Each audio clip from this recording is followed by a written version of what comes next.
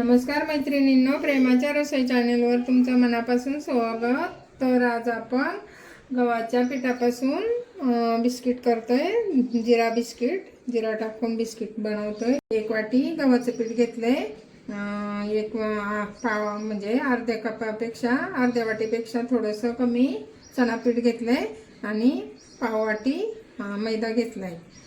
थोडंसं आपल्याला तूप लागल, साखर पाऊण वाटी घेतली, थोडीशी बेकिंग पावडर मी पाव चमचा म्हणजे पाऊण चमचा घेतलाय आणि जिरा घेतलाय 1 चमचा, पोळपाटावर घसरून घेतलाय असं भाजून। आणि आपल्याला कस्टर्ड पावडर 1 चमचा लागल। तर आता आपण अगोदर पिठी साखर चाळून घेतली, थोडीशी पिठी साखर आणि थोडंसं तूप आपण अगोदर चांगलं फेसून घेऊ, थोडंसं नंतर ठेवू टाकायला। पिवळा कलर आहे ना, आपल्याला एकदम व्हाईट कलर पांढरा कलर येईपर्यंत आपण याला फेसून घेऊ चांगलं।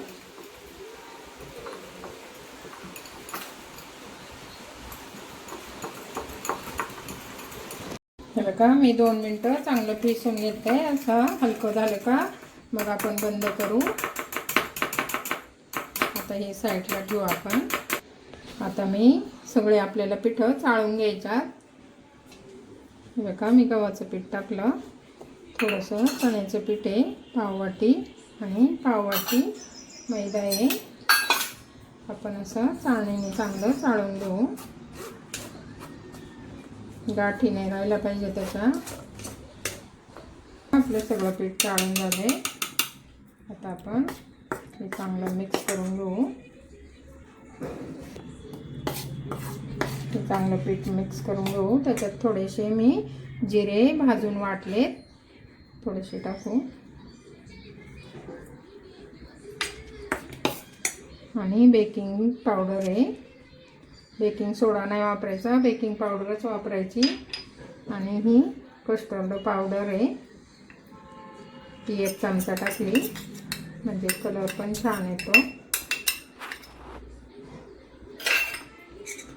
आता हे चांगलं मिक्स करून घ्यायचं। अगोदर थोडंसं चवीपुरतं मीठ टाकू। हे बघा, चिमूटभर मीठ टाकते मी।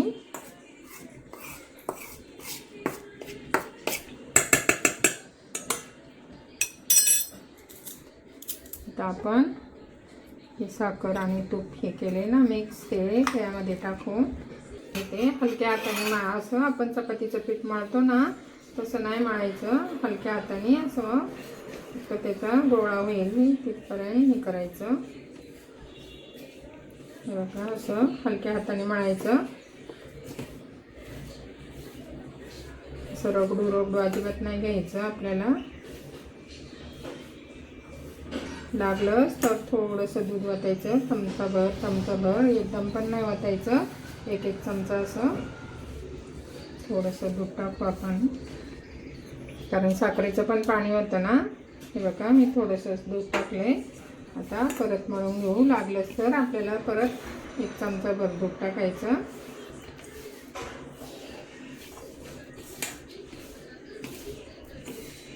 हे बघा, हलक्या हातानेच असं मळून घ्यायचं, जास्त त्याला रगडायचं नाही।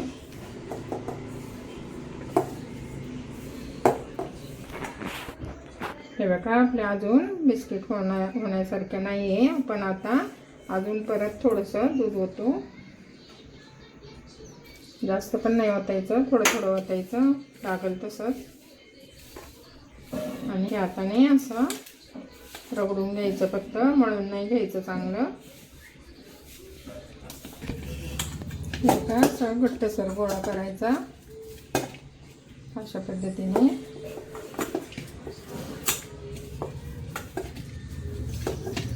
बघा, मी 4 चमचे दूध घेतलं होतं, 1 चमचा उरलाय आणि थोडंसं तूप पण उरलंय। तर आता आपण याला थोडा वेळ 5 मिनिट असं मुरून देऊ। तर बघा, मी टिश्यू पेपर आहे त्याला चाळणीला पण खाली तूप लावलंय, मी कढईत करणार आहे आम्ही। तर आता टिश्यू पेपरला पण थोडंसं तूप लावून घेऊया। तर अशी तापत ठेवायची कढई, खाली रिंग ठेवली हे बघा खाली अशी रिंग ठेवायची. मीठ टाकायचं असलं तरी चालेल, म्हणजे टाकलं. आता मी अशी चाळण ठेवते आणि थोडंसं आपण गरम करून घेऊ. तोपर्यंत आपण बिस्किट बनवून घेऊ. हे बघा मी असे 2 गोळे करून घेते.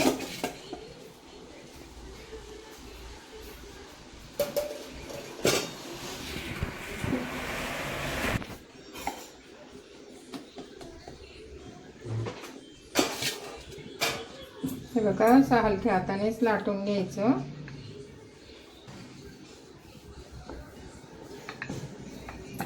असं हलक्या हाताने लाटून घेऊ. बघा मी छोटी वाटी आहे अशी, या वाटीने असे बिस्किट कापून घेते. तिने आपण बिस्किट बनवूया. आता मी सगळे असेच कापून घेते.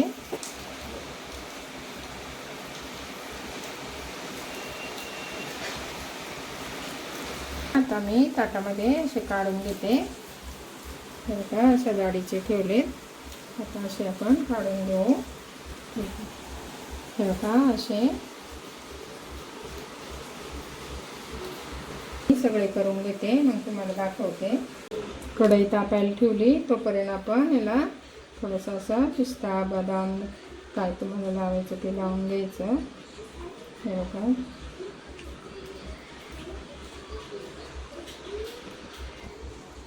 हे बघा आपली कढई तापली. आता छोटी आहे ना चाळण, तर मी आता एक एक करून ठेवते. असे तुटक तुटक ठेवायचे.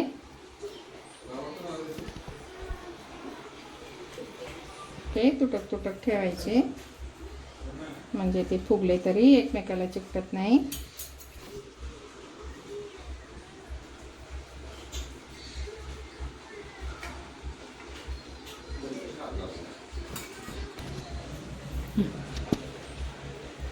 आता मी झाकण ठेवून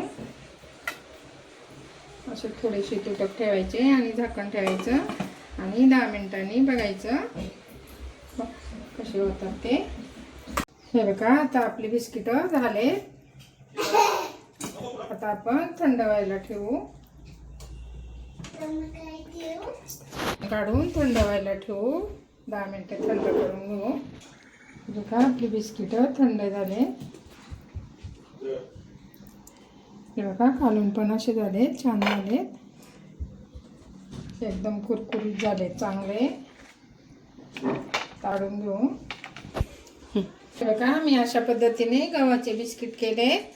तर तुम्ही पण करून बघा. तुम्हाला जर आवडले तर लाईक करा, शेअर करा, कमेंट करा. नवीन चॅनलवर असाल तर नक्की सबस्क्राईब करा. Bye bye.